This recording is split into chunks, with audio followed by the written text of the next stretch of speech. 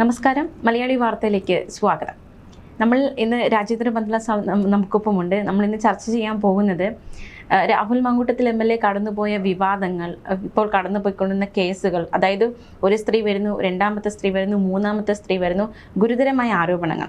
ഇതെല്ലാം ഒരു MLA എന്ന രീതിയിൽ അദ്ദേഹത്തിന് ദോഷം ചെയ്യുമെന്ന വിലയിരുത്തലുകൾ ഒരു വശത്തുണ്ടായിരുന്നു.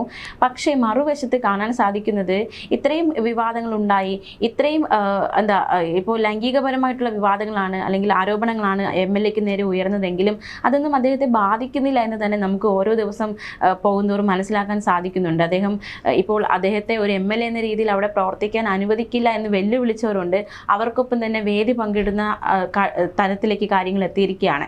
അപ്പോൾ രാഹുൽ മാങ്കൂട്ടത്തിൻ്റെ ഒരു ജനപ്രീതി അത് വർദ്ധിക്കുകയാണ്. അതിന് പിന്നിലുള്ള കാരണമായിട്ട് എന്താണ് അങ്ങ് കരുതുന്നത്?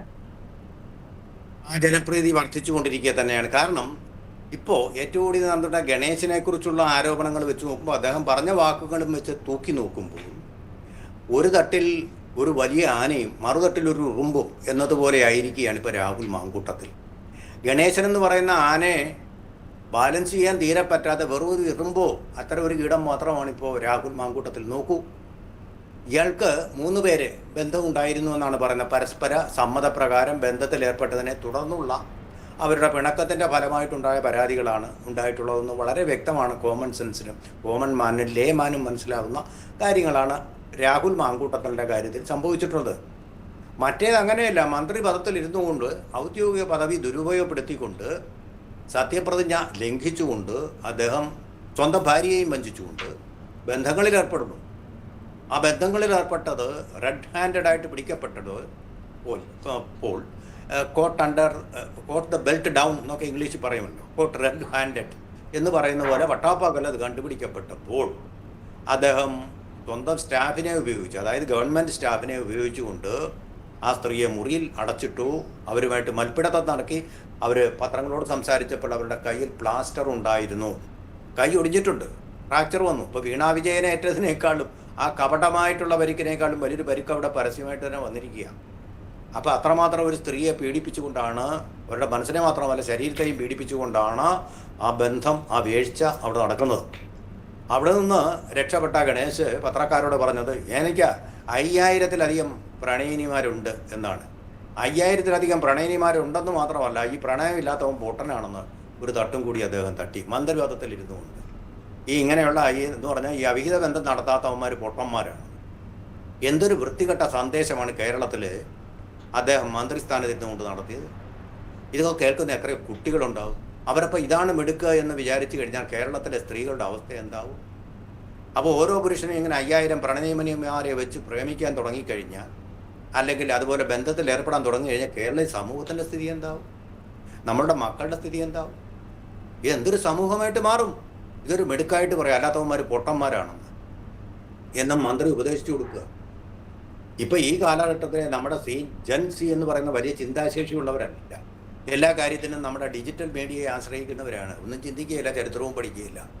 അങ്ങനെയുള്ള ആൾക്കാരുടെ മന്ത്രി ഇങ്ങനെ പറഞ്ഞാൽ പിന്നെ നമുക്കാകാമെന്ന് പറഞ്ഞ് പോയി കഴിഞ്ഞാൽ എന്തായിത്തീരും? നമ്മുടെ സമൂഹത്തിൻ്റെ ഒരു ജീർണത എത്രമാത്രം ആഴത്തിലേക്കാണിത് പോവുക? എന്നിട്ടോ രായ്ക്ക് രാമാനം അഴിമതി നടത്തിക്കൊണ്ട് സ്വന്തം ഭാര്യയുമായിട്ടുള്ള വ്യക്തിപരമായിട്ടുള്ള ആ കലഹം മൂടി വയ്ക്കാൻ പൊതുസ്വത്ത് ദുരുപയോഗം ചെയ്തു എന്നാണ് ഇപ്പോഴത്തെ ആരോപണം. എന്ന് മാത്രമല്ല, വലിയൊരു VIP-യുടെ ആയിട്ട് ബന്ധപ്പെട്ട ഒരാളാണ് ഇവിടെ വന്ന് വാളകത്തെ കീഴൂട്ട് വീട്ടിൽ വന്ന് സഹസേനം നടത്തിയതെന്നുമാണ് പറഞ്ഞു കേൾക്കുന്നത്. എന്തൊരു നാണക്കേടാണ്, എന്തൊരു കഷ്ടമാണ് ഈ സ്ഥിതി. എന്തൊരു കേരളം നമ്പർ 1 പറയുന്നതിന് എത്രമാത്രം നാണക്കേടാണ് ഇതുണ്ടാക്കുക എന്ന് മാത്രമല്ല, ക്രൈം റെക്കോർഡ്സ് ബ്യൂറോയുടെ കണക്കനുസരിച്ച് ഏറ്റവും കൂടുതൽ കുറ്റകൃത്യങ്ങൾ നടക്കുന്ന സംസ്ഥാനം എന്നുള്ള ഖ്യാതി കൂടി കേരളം നേടിയിരിക്കുകയാണ്. അതുകൂടാതെ ഏറ്റവും കൂടുതൽ സ്ത്രീകളോടുള്ള പീഡനങ്ങൾ നടക്കുന്ന സംസ്ഥാനം എന്ന ഖ്യാതിയും കേരളം ഏറ്റെടുത്തിരിക്കുക. ഏറ്റവും കൂടുതൽ കുറ്റകൃത്യങ്ങൾ നടത്തുന്ന സംസ്ഥാനം UP എന്നായിരുന്നു നേരത്തെ. അവിടെ പക്ഷേ ഇതിൻ്റെ 3 ഇരട്ടിയിലധികം ജനസംഖ്യയുണ്ട്. പക്ഷേ ഈ കൊച്ചു ജനസംഖ്യയുള്ള കൊച്ചു കേരളത്തിലും, കേരളം എന്ന് പേര് മാറിയ ഈ കേരളത്തിൽ ഏറ്റവും കൂടുതൽ കുറ്റകൃത്യം നടക്കുന്ന സംസ്ഥാനമാണ് ഇന്ത്യയിലെ. അതിൽ നമ്പർ 1 നേടിയിരിക്കുകയാണ്. ആ ഒരു സംസ്ഥാനത്തെ ഒരു മന്ത്രിയാണ് ഉളുപ്പില്ലാതെ ഈ കാര്യങ്ങൾ പറഞ്ഞുകൊണ്ട് പത്രക്കാരെ വെല്ലുവിളിക്കുന്നത്. നിങ്ങൾക്ക് വേണമെങ്കിൽ എൻ്റെ കുറച്ച് രക്തം അങ്ങ് തരാം. താങ്കളുടെ രക്തമൊന്നും ആർക്കും വേണ്ട എന്നുള്ളത് നമ്മൾ നേരത്തെ തന്നെ പറഞ്ഞ കാര്യമാണ്. രക്തമല്ല, ഈ ചോദ്യങ്ങൾക്ക് ഉത്തരമാണ് നമുക്ക് വേണ്ടത്. ഒരു പബ്ലിക് ഫിഗറായിട്ടുള്ള, ജനപ്രതിനിധിയായിട്ടുള്ള, ജനങ്ങളുടെ സേവകനായിട്ടുള്ള മന്ത്രി ഇത്തരം ബന്ധങ്ങളിൽ ഏർപ്പെട്ടുകൊണ്ട് അതിന് മാപ്പ് പറയാനായിരിക്കുക. അദ്ദേഹം ഭാര്യയോട് മാപ്പ് പറഞ്ഞു എന്ന് പറഞ്ഞു പോരാ. അദ്ദേഹം ഇത് ചെയ്തത് മന്ത്രിയുടെ കാറിൽ അവിടെ വന്ന ഔദ്യോഗിക പദവിയിൽ അദ്ദേഹം ഡ്യൂട്ടിയിലായിരിക്കുന്ന സമയത്ത് വന്നാണ് ഈ പരിപാടി ചെയ്തത്.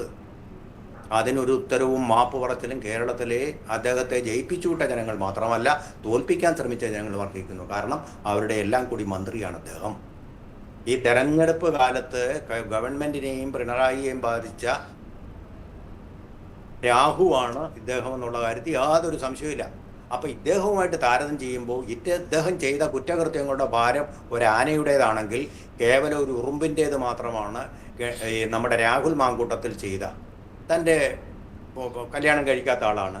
അദ്ദേഹത്തെ ക്ഷണിച്ചു വരുത്തിയ ആളുകളോട് അദ്ദേഹം അവർ പറഞ്ഞതനുസരിച്ചോ പറയാത്തത് അനുസരിച്ചോ അവരെ അല്ലെങ്കിൽ സമ്മർദ്ദം ചെലുത്തിയോ ഏർപ്പെട്ട ബന്ധവുമായിട്ട് നോക്കുമ്പോൾ ഇത് തുലവും രാഹുൽ മാങ്കൂട്ടത്തിൻ്റെ തുലവും ഭാരം കുറഞ്ഞ ഒരു കുറ്റകൃത്യമായിട്ട് വരുന്നു. കുറ്റകൃത്യങ്ങൾ എന്ന് പറയുമ്പോൾ എല്ലാം കുറ്റകൃത്യങ്ങൾ തന്നെ, രണ്ടും തെറ്റ് തന്നെയാണ്. പക്ഷേ ഇതിൻ്റെ ഭാരം അല്ലെങ്കിൽ ഇതിൻ്റെ ഒരു തീവ്രത എന്ന് പറയുന്നത് വളരെ കുറവാണ്. തന്നെയല്ല, കാലങ്ങൾ കഴിഞ്ഞു വേണ്ട ശിക്ഷ ജയിലിൽ കിടന്ന് അദ്ദേഹം ഏറ്റുവാങ്ങുകയും ചെയ്തു. ഈ ഗണേശ് എന്ന് പറയുന്ന ആൾ ഒരു ദിവസം പോലും ജയിലിൽ കിടന്നിട്ടില്ല. ഇതുമാത്രമല്ലല്ലോ ഇദ്ദേഹത്തിൻ്റെ ആദ്യത്തെ ഭാര്യയും പരാതി ഉന്നയിച്ചു. പല കാമുകികാരും ഇദ്ദേഹത്തിനുണ്ടായിരുന്നു.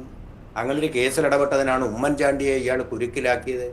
അദ്ദേഹത്തിനെയും അദ്ദേഹത്തിൻ്റെ മക്കളെക്കുറിച്ചും ആരോപണം ഉന്നയിച്ചത്. സത്യസന്ധനായ ആ മുൻ മുഖ്യമന്ത്രിക്കെതിരെ അദ്ദേഹത്തെ 14 മണിക്കൂർ മുഖ്യമന്ത്രിയായിരിക്കെ ചോദ്യം ചെയ്യിപ്പിച്ചത്. ഇങ്ങനെയൊക്കെ ഒരുപാട് സ്വന്തം അച്ഛനെ പോലും കണ്ണീര് കുടിപ്പിച്ചത്. എനിക്ക് പറ്റിയ ഏറ്റവും വലിയ അബദ്ധമാണ് ഈ മകനെന്ന് പറയിപ്പിച്ചത്.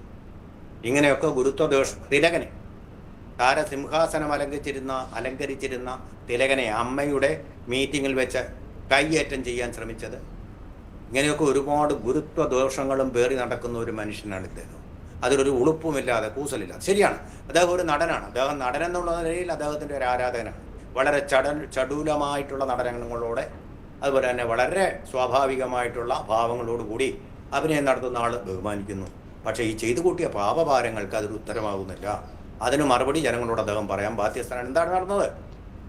പാം ഓയിലിൻ്റെയും മിൽമയുടെയും ഒക്കെ ആഗോള കുത്തക വിതരണ അവകാശം തൻ്റെ ഭാര്യയ്ക്ക് കൊടുത്തു എന്ന് പറഞ്ഞാൽ അത് കൊടിയ അഴിമതിയാണ്, പക്ഷപാതിത്വമാണ്, നെപ്പോട്ടിസം, അതാ സ്വജനപക്ഷപാതമാണ്. അത് നടന്നിട്ടുണ്ടോ? അതിനുത്തരം കൂടി കിട്ടണം. ഇത് ആരോപണങ്ങൾ എന്നിരിക്കെ, സംശയം നിലനിൽക്കെ അദ്ദേഹം രാജിവെക്കുക അല്ലെങ്കിൽ രാജിവെപ്പിക്കുകയാണ് മുഖ്യമന്ത്രി ചെയ്തത്. അപ്പോൾ അങ്ങനെ ടൈൻറ്റഡ് ആയിട്ടുള്ള ഒരു വ്യക്തി ഒരിക്കലും VS അച്യുതാനന്ദൻ പദത്തിലിരിക്കുകയില്ലായിരുന്നു, രാജിവെച്ചു പോകാൻ പറയുമായിരുന്നു. അത് സംഭവിച്ചിട്ടില്ല. ഈ മുഖ്യമന്ത്രി അത് ചെയ്യിപ്പിക്കുന്നില്ല.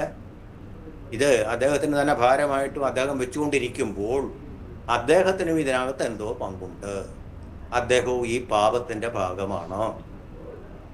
താൻ ചെയ്ത ശബരിമല യുവതീ പ്രവേശനത്തിൻ്റെ പാപഭാരം തീർക്കുവാൻ അദ്ദേഹം ചെയ്ത പാപപരിഹാര യജ്ഞങ്ങളെല്ലാം ഇവിടെ നിഷ്ഫലമാവുകയാണ്. അദ്ദേഹത്തെ വീണ്ടും ഈ കുറ്റബോധം വേട്ടയാടുന്ന ഒരു സന്ദർഭത്തിലാണ് ഇവിടെ നിൽക്കുന്നത്. അതുപോലെ തന്നെ ഗണേഷ് കുമാറിൻ്റെ ഭാര്യ ബിന്ദു മേനോൻ തനിക്ക് സംഭവിച്ച കാര്യങ്ങൾ വീണാ വിജയനോട്, അതായത് മുഖ്യമന്ത്രിയുടെ മകളോട് പറഞ്ഞു. പിണറായി വിജയൻ അതറിഞ്ഞോ എന്ന് എനിക്കറിയില്ല, പക്ഷേ അനങ്ങിയില്ല. മുഖ്യമന്ത്രിയുടെ മകൾ വിചാരിച്ചിട്ട് പോലും സ്ത്രീകളുടെ സുരക്ഷ ഉറപ്പുവരുത്താൻ കഴിഞ്ഞില്ല. അതുപോലെ തന്നെയാണ് ശ്രീലേഖ എന്ന് പറയുന്ന കൗൺസിലർ, കേരളത്തിലെ ഏക വനിതാ DGP ആയിരുന്നിട്ടുള്ള വ്യക്തി, അവരോട് ഈ പരാതി പറഞ്ഞു. അവർ ബന്ധു കൂടിയാണ്. ഒരു പരിഹാരവും ഉണ്ടായില്ല. അപ്പോൾ സ്ത്രീകളുടെ അവസ്ഥ ഉന്നതങ്ങളിൽ പിടിപാടുണ്ടെങ്കിൽ പോലും കേരളത്തിൽ വളരെ ദയനീയമാണെന്നുള്ളതിലേക്കാണ് വിരൽ ചൂണ്ടുന്നത്. ഇത് സ്ത്രീ സമൂഹം ഏറ്റെടുക്കേണ്ട പ്രശ്നമാണ്. ഫെമിനിസ്റ്റുകൾ എവിടെ? മെഴുകുതിരി കത്തിക്കാൻ ഇപ്പോൾ പാർട്ടി BJP ആണെന്ന് തോന്നുന്നു, കോഴിയൊക്കെ അല്ല, മഹിളാ കോൺഗ്രസ് ആണെന്ന് തോന്നുന്നു, കോഴികളെയൊക്കെ വെച്ചിട്ടൊരു പ്രകടനം നടത്തി.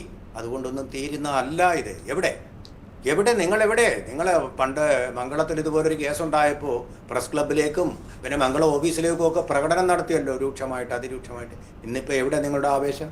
ഗണേഷ് കുമാർ വന്നപ്പോൾ അതിൻ്റെ പാപഭാരം എന്ന് മാത്രമല്ല, ഗണേഷ് കുമാർ മാത്രമല്ല, മുകേഷിൻ്റെ കാര്യത്തിലും CPM കോംപ്രമൈസ് ചെയ്തു, വിട്ടുവീഴ്ച ചെയ്തു. അതുകൊണ്ടാണല്ലോ MLA ആയിട്ട് അദ്ദേഹം ഇപ്പോഴും തുടരുന്നത്. അതുപോലെ തന്നെ PT കുഞ്ഞുമുഹമ്മദ് എന്ന് പറയുന്ന നിങ്ങളുടെ സഹയാത്രികൻ, കൈരളിയിലെ ഒരു പരിപാടിയുടെ അവതാരകൻ, അദ്ദേഹം ഇതിലെ വേറെ പാപഭാരം ചെയ്ത ആളാണ്. സ്വന്തം സഹപ്രവർത്തകയെ മോശമായിട്ട് പെരുമാറി പീഡിപ്പിച്ചു. എവിടെ ആ കേസ്? എവിടെ? 13 ദിവസം കഴിഞ്ഞപ്പോൾ FIR ഇട്ടു. അപ്പം അതിനെപ്പറ്റി ഒരു വാർത്തയുമില്ല, ഒരു നടപടിയും ഉണ്ടാവുന്നില്ല. അപ്പം നിങ്ങളുടെ ഇഷ്ടക്കാരും ചാർച്ചക്കാരും ഒക്കെ ഇങ്ങനെ നടത്തുമ്പോൾ അതൊക്കെ കുഴപ്പം. രാഹുൽ മാങ്കൂട്ടത്തിൽ എന്ന് പറയുന്ന പിണറായി വിജയനെ ധിക്കരിച്ച് സംസാരിച്ച് ആൾ ചെയ്യുമ്പോൾ അത് മഹാപാപം എന്ന് വരുമ്പോൾ അത് ശരിയായിട്ടുള്ള കാര്യമല്ല. അപ്പോൾ ഇതിനൊരു കഥ പറയാവുന്നത്, കാട്ടിൽ വലിയ കൊടും വരൾച്ച വന്നു. അപ്പം മൃഗങ്ങളെല്ലാം കൂടി ഇരുന്ന് അതിനെക്കുറിച്ച് ചർച്ച ചെയ്ത് കഴിഞ്ഞപ്പോൾ അതിൽ കാട്ടിലെ മൃഗങ്ങളെല്ലാം കൊന്നു തിന്നുന്ന സിംഹമുണ്ട്, പുലിയുണ്ട്, കടുവയുണ്ട്, എല്ലാം ഉണ്ട്. അവർക്ക് ചർച്ച, ഞാൻ കുറച്ച് മനുഷ്യരെ തിന്നു, സിംഹം പറഞ്ഞു. പുലി പറഞ്ഞു ഞാൻ കുറച്ച് മൃഗങ്ങളെ തിന്നു. അതൊന്നും കുഴപ്പമില്ല. അവസാനം കഴുത പറഞ്ഞു ഞാൻ അവിടെ കുറച്ച് പച്ചപ്പുല്ലുണ്ടായിരുന്നു അത്. അപ്പോൾ അതാണ് കാര്യമെന്ന് പറഞ്ഞ് മൃഗങ്ങളെല്ലാം കൂടെ കഴുതയ്ക്ക് മേൽ ചാടി വീണ് പാവം കഴുതയെ കടിച്ചു കയറി കൊന്നു എന്ന് പറയുന്ന ഒരു ദയനീയാവസ്ഥയിൽ ഇപ്പോൾ രാഹുൽ മാങ്കൂട്ടത്തിലെ നമുക്ക് കാണാൻ കഴിയുന്നുള്ളൂ. കാരണം സിംഹവും പുലിയും കടുവയും എല്ലാം അവിടെ ഇരിക്കുകയാണ്, ചീറ്റയും എല്ലാം അവിടെ ഇരിക്കുകയാണ്.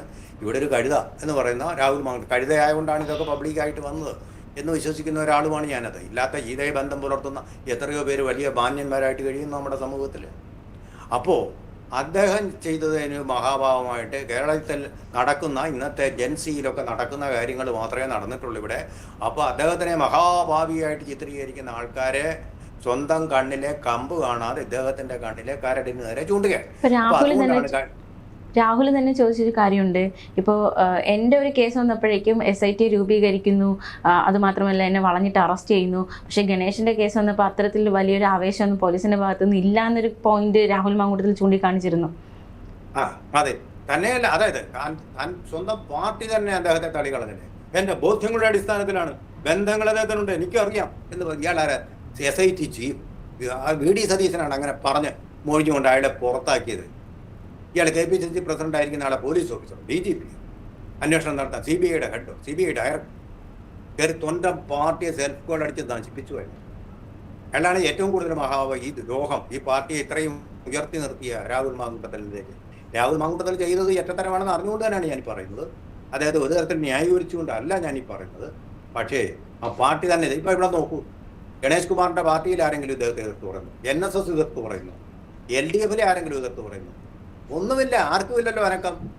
അപ്പോൾ രാഹുൽ മാങ്കൂട്ടത്തിനെ വേട്ടയാടുകയായിരുന്നു ഇവരെല്ലാം കൂടി. കാരണം പിണറായി വിജയൻ എന്ന് പറയാം, തൂമ്പയെ എന്ന് പറയാം. He was able to call a spade.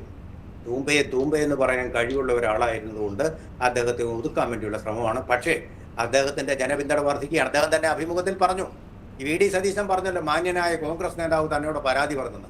ആ മാന്യനായ കോൺഗ്രസ് നേതാവുമായിട്ട് ഇദ്ദേഹം നിത്യ സമ്പർക്കത്തിലാണ്. അദ്ദേഹത്തിനൊരു പ്രശ്നവും ഉണ്ടായിട്ടില്ല. മകളോട് മോശമായി പെരുമാറി എന്നൊരു അഭിപ്രായമോ ബോധ്യമോ അദ്ദേഹത്തിനില്ല. ആ പെൺകുട്ടിയുടെ സ്വന്തം അച്ഛനില്ലാത്ത ബോധ്യം VD സതീശൻ എവിടുന്ന് വന്നു?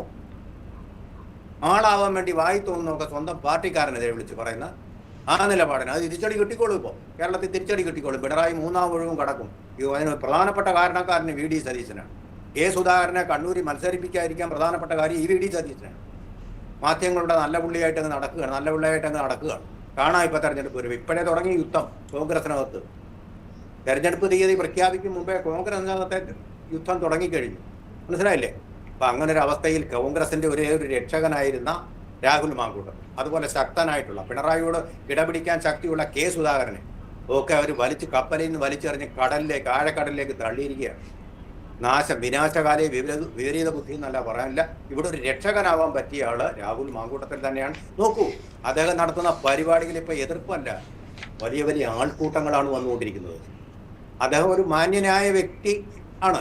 പിന്നെ ഈ ബന്ധങ്ങളെന്ന് പറയുന്നത് സീജന് പറ്റിയ ബന്ധങ്ങൾ, പരസ്പരമുള്ള ഉഭയകക്ഷി സമ്മതപ്രകാരമുള്ള ബന്ധങ്ങളിൽ അദ്ദേഹം ഏർപ്പെട്ടു. പലരും അദ്ദേഹത്തെ ഉപദേശിച്ചാണ് ഇങ്ങനെ പോകരുതെന്ന് ഉപദേശിച്ചപ്പോൾ അദ്ദേഹത്തിന് അവിടെ ഞാൻ പറഞ്ഞ ഒരു തരം ദൗർബല്യം ഉണ്ടായിരുന്നവർ. ആ ദൗർബല്യത്തെ മറികടക്കാനുള്ള ശക്തി അദ്ദേഹത്തിന് ഇല്ലാതായിപ്പോയി. അതുകൊണ്ട് സംഭവിച്ച കാര്യങ്ങളൊക്കെയാണ് ഇപ്പോൾ സംഭവിച്ചതെന്ന് വിശ്വസിക്കുന്ന ഒരാളാണ്. അത് ആ പെൺകുട്ടികൾ മുതലെടുത്തു എന്നുമാണ് ഞാൻ വിചാരിക്കുന്നത്. പേരെടുത്ത് ഞാൻ പറയുന്നു. അപ്പോൾ അത് തെറ്റ് തന്നെയാണ്, തെറ്റത്തരം തന്നെയാണ്, സംശയമൊന്നുമില്ല. പക്ഷേ അതിൽ നിന്ന് മാപ്പ് ചോദിക്കണം അദ്ദേഹം. അതിന് മാപ്പ് ചോദിച്ചുകൊണ്ട് സജീവ രാഷ്ട്രീയത്തിലേക്ക് അദ്ദേഹം വരണം. അത് തന്നെയാണ് എൻ്റെ അഭിപ്രായം. കാരണം ചുണയുള്ള ആൾക്കാർ വേണം കോൺഗ്രസ്സിൽ. അല്ല അത് അഴകുഴ വർത്തമാനം പറഞ്ഞ് പിന്നെ ഞഞ്ഞാ പറഞ്ഞിട്ട് ആൾക്കാരല്ല കോൺഗ്രസിന് വേണ്ടത്. ചുറുചുറുക്കുള്ള ആൾക്കാർ. അങ്ങനെ വന്നവരാണ് ഉമ്മൻചാണ്ടി, AK ആൻ്റണി. അവരാണ് കേരളത്തിൽ കോൺഗ്രസിന് വലിയ അടിത്തറയുണ്ടാക്കിയത്. അപ്പോൾ അതുകൊണ്ട് രാഹുൽ മാങ്കൂട്ടത്തിൽ കോൺഗ്രസിന് ഒരാവശ്യമാണ്, രാഹുൽ മാങ്കൂട്ടത്തിന് കോൺഗ്രസ് വലിയ ഒരാവശ്യമല്ല എന്നുള്ളതാണ് ഞാൻ മനസ്സിലാക്കുന്നത്. ഓക്കെ, അപ്പോൾ അതാണ് ആ ഒരു ജനപിന്തുണ ഏറാനുള്ള കാരണമായിട്ട് അങ്ങ് വിലയിരുത്തുന്നത്. തീർച്ചയായിട്ടും ജനപിന്തുണ ഏറി വരിക, നമ്മൾ കൊടുക്കേണ്ട കാര്യമൊന്നുമില്ല. അദ്ദേഹത്തിന്റെ പിന്തുണ ഏറിക്കൊണ്ടിരിക്കുകയാണ്. പ്രത്യേകിച്ച് ഇത്തരത്തിൽ ആരോപണങ്ങൾ ഉയരുമ്പോൾ, അതൊരു ജനപ്രതിനിധിക്ക് നേരെ ഇത്തരത്തിലുള്ള ആരോപണം ഉയരുമ്പോൾ വെറുക്കപ്പെടേണ്ടതാണ്. പക്ഷെ രാഹുലിന്റെ കാര്യത്തിൽ മറിച്ചാണ് സംഭവിക്കുന്നത്. തീർച്ചയായിട്ടും അതാണ് സംഭവിച്ചുകൊണ്ടിരിക്കുന്നത്. ചുരുക്കി പറഞ്ഞാൽ മറ്റൊരു തരത്തിലും പറയാം, ഇവിടെ സ്ത്രീകൾക്കുമില്ല സുരക്ഷ, പുരുഷന്മാർക്കുമില്ല സുരക്ഷ എന്നൊരു തരത്തിൽ തന്നെ വ്യാഖ്യാനിക്കാം, ഒരു വ്യാഖ്യാന തലം കൊടുക്കാം. കാരണം അദ്ദേഹത്തെ അങ്ങോട്ട് വിളിച്ചിട്ടും ക്ഷണിച്ചിട്ടും അദ്ദേഹത്തെ ഒരു വെടിയാടാക്കി മാറ്റുന്ന ഒരു സ്ഥിതി വിശേഷം കൂടിയുണ്ട്. അങ്ങനെ ഒരു പ്രസ്ഥാനം ഇപ്പോൾ ലോകമാകാരം വരുന്നുണ്ട്, പുരുഷന്മാരോടുള്ള അനീതിക്കെതിരെയുള്ള പ്രസ്ഥാനം. ആ അനീതി ആണ് രാഹുൽ മാങ്കൂട്ടത്തിലും അദ്ദേഹത്തെ രാഷ്ട്രീയമായിട്ട് ഇല്ലാതാക്കാൻ വേണ്ടി ആ സ്വകാര്യമായിട്ടുള്ള അനുഭവങ്ങൾ ഉപയോഗിച്ചു, ദുരുപയോഗപ്പെടുത്തി എന്നൊരു ആരോപണം അദ്ദേഹത്തിന് പക്ഷേ ഇന്ന് വരെ പറഞ്ഞിട്ടില്ല അദ്ദേഹം. ഇനി ഞാൻ പറയുന്നേ പറഞ്ഞിട്ടുള്ളൂ. ഒരുപാട് രഹസ്യങ്ങൾ അദ്ദേഹത്തിൻ്റെ അനുഭവങ്ങൾ അദ്ദേഹത്തിൻ്റെ കയ്യിലുണ്ട്. മാന്യത കൊണ്ട് അദ്ദേഹം പറയുന്നില്ലെന്നാണ് അദ്ദേഹം അവകാശപ്പെടുന്നത്. എനിക്കറിയില്ല. അപ്പോൾ വളരെയധികം നന്ദി സാർ ഈ വിഷയത്തിൽ ഞങ്ങളോട് പ്രതികരിച്ചത്. ഓക്കെ.